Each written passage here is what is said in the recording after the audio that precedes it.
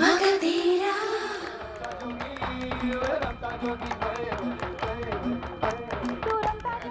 Face చూడు, పెట్రోమస్ light లాగా ఎలా వెలిగిపోతుందో.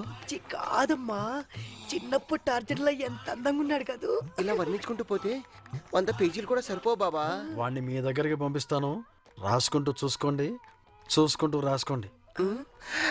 నచ్చాడా? పంపించమంటారా? వస్తాడంటారా? నేను పంపిస్తాను కదా, మీ ఇద్దరు వెళ్ళి ఆ అవుట్ హౌస్ లో స్టోర్ రూమ్ ఉంది కదా, అక్కడ వెయిట్ చేయండి. తప్పకుండా పంపిస్తారుగా.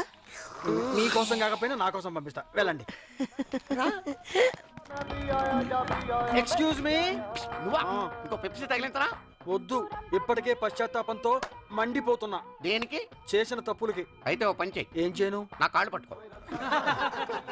ఇక్కడైతే అందరూ ఉన్నారు, అలా స్టోర్ రూమ్కి వెళ్దామా? పద. నువ్వు చాలా మంచివాడు భయ్యా. వీడైపోయాడు. ఎక్కడికి వెళ్ళారు ఏమిటో? ఏమండి, మా ఆయన చూసారా?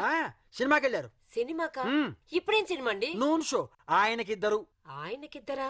ఏమిటో ఫైటింగ్ పిక్చర్.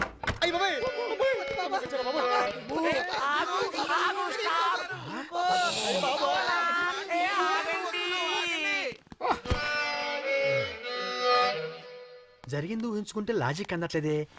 అయ్యా, లోపలేం జరిగింది? అంతఃకలహాలతో సీటు పోగొట్టుకున్నాను.